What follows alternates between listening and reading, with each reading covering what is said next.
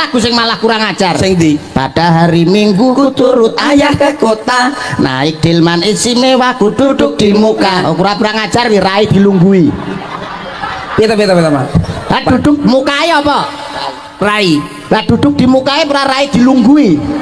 Maksudnya di muka ki di depan. Depan itu ngarep.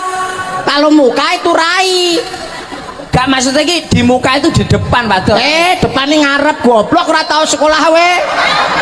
Maksudnya depan ki muka ki depan. Mukae rai. Raine sapa? Raimu. Raimu dhewe ku tak tapuk. Nek kewan mana lah duwe kuping. Ki mesti mana? Contohnya sapi. Nek daun telinga ada. Nek ngendok lah gak duwe daun telinga. Yo. Sapi mana apa ngendok? Yo mana? Sebabe yo mempunyai daun telinga lho. Oh ya roh. Ya roh koyo ngono tekone. Kebu mana apa ngendok?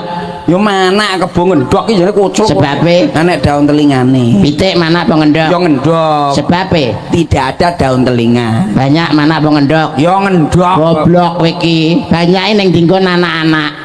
Lho kok iso to? Lah ning kang enek tulisane hati-hati banyak anak-anak. Nah. Ora enek kok banyak ngendok-ngendok. Ora enek. Coba sampean lek duwe masalah karo dulur, karo keluarga, karo tonggo, terus sampean lampiaskan lewat story, lewat status, ngono iku menyelesaikan masalah tak nambah masalah. Nambah konco tak nambah musuh. Oleh ganjaran tak oleh dosa. Lah kok mbok lakoni? Mulat sarira hang rasa wani. Ilmu tuwa tok sing tak tone. Ya. Mulat sarira hang rasa wani. Aja rumangsa bisa ngrumangsani. Ya.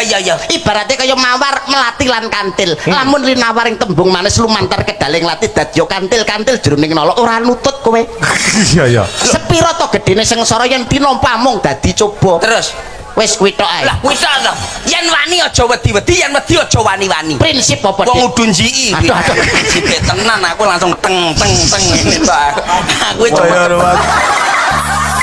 Tangga kula Mas Bayu. Pripun Mas Ida? Tukang becak. Heeh. Putrane hebat. Dadi maling meneh. Ora. Anak Apa? tukang becake anake telu sukses kabeh. Ya alhamdulillah. Sing mbarep neng gone rumah sakit umum Dr. Sutomo Surabaya. Surabaya. Nggih. Sing nomor loro neng gone Universitas Muhammadiyah Malang.